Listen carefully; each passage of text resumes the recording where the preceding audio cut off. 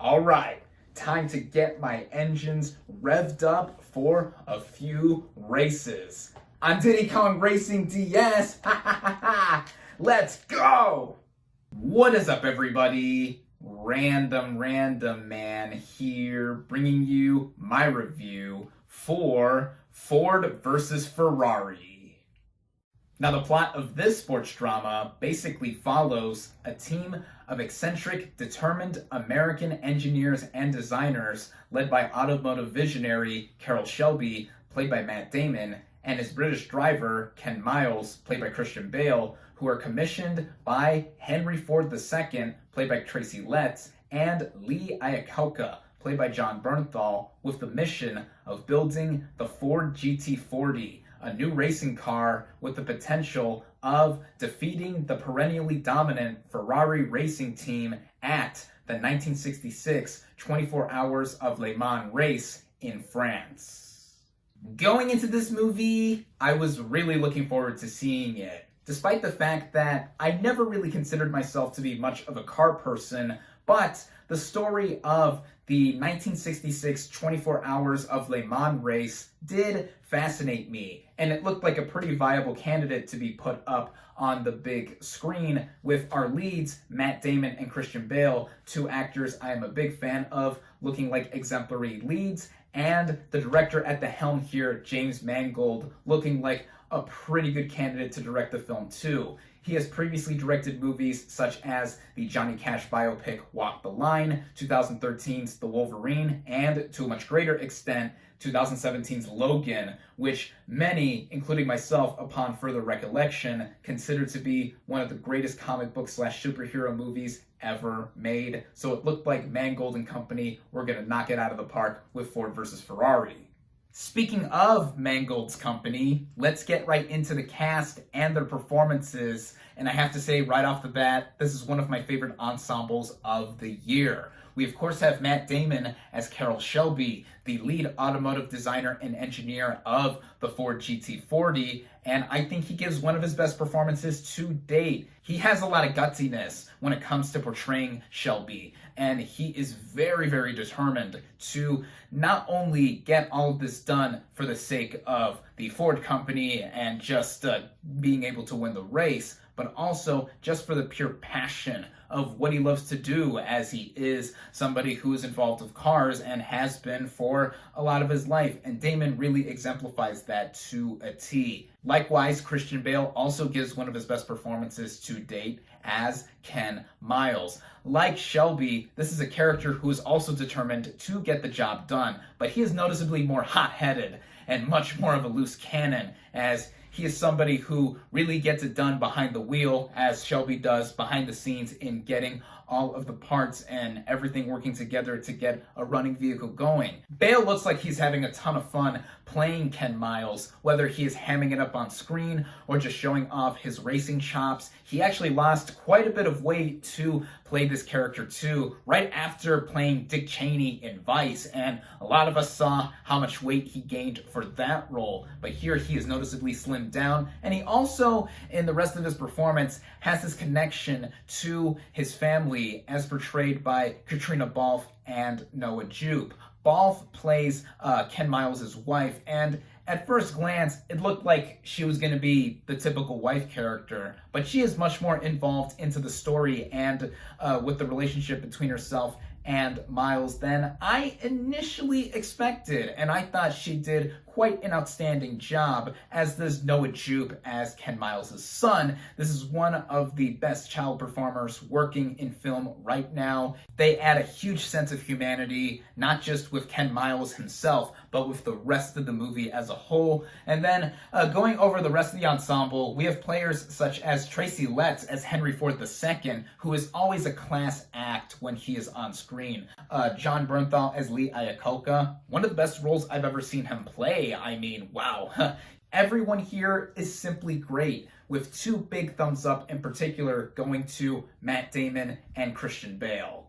The writing of this film sets up this movie to be an undeniable underdog story that we've seen a ton before, but this time in a different historical context, in this being inspired by true events that led up to the 1966 24 Hours of Le Mans race. This is a 2.5-hour movie, and I bring up the running time in connection to the film's writing because the way it is initially structured and runs for about the first 45 minutes-ish have a lot of exposition put onto us. There is quite a bit of explaining, showing, and telling with what leads up to Ford and the rest of the people involved in making the Ford GT40 to go up against Ferrari in that 24 Hours of Le Mans race. This does include the failed Ford buyout of Ferrari, and quite a bit more is delved into for almost the first hour of this film.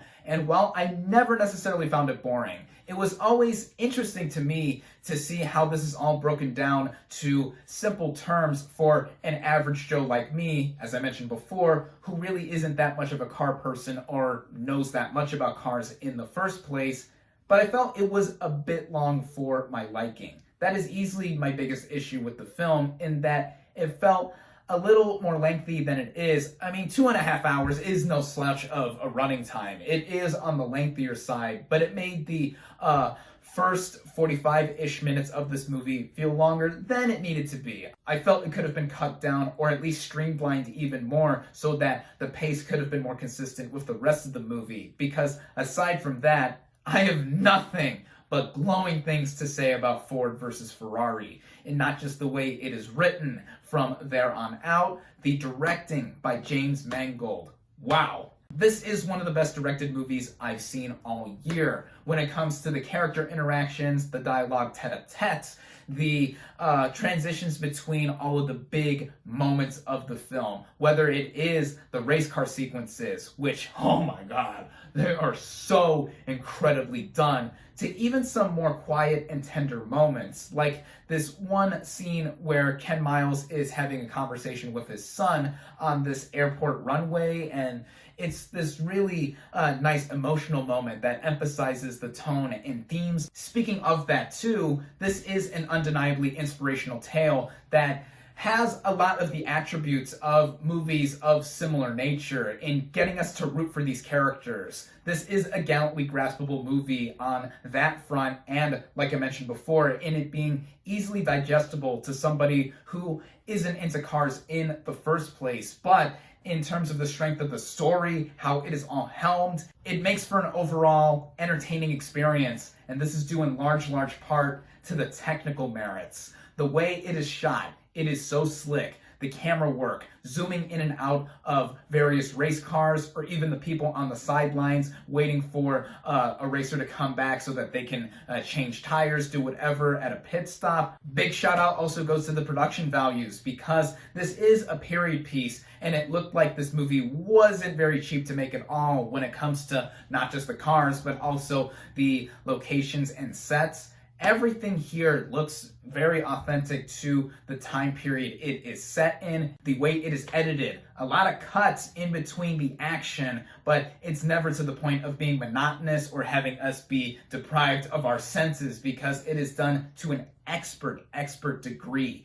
And even the score in amping up the emotion and tension. I also have to give a shout out to the sound design too, not just with the revving up of the cars and then screeching onto the pavement, but also in blending in the music itself and the overall excitement and activity going on with these racing events. This is all a testament to this being a big budget studio film that has a great story to tell, with great attributes everywhere from those working in front of and behind the camera. This is something that I feel will appeal to just about anybody that watches it, even though, as I've continuously mentioned, race cars are not my thing and won't be everyone's thing as well. But there is something to get out of this film no matter who you are, especially with seeing the thrill of great characters, great action, and overall great direction. If you couldn't already tell, I loved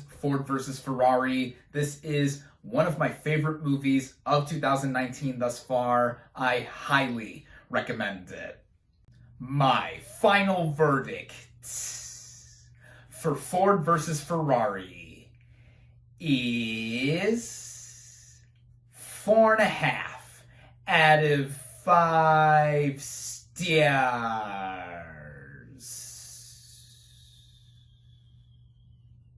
Thank you all, as always, for watching. Be sure to like this video, comment on what you thought of Ford versus Ferrari. Social media links in the description. Subscribe to my channel for more, and I'll catch you on the next movie review.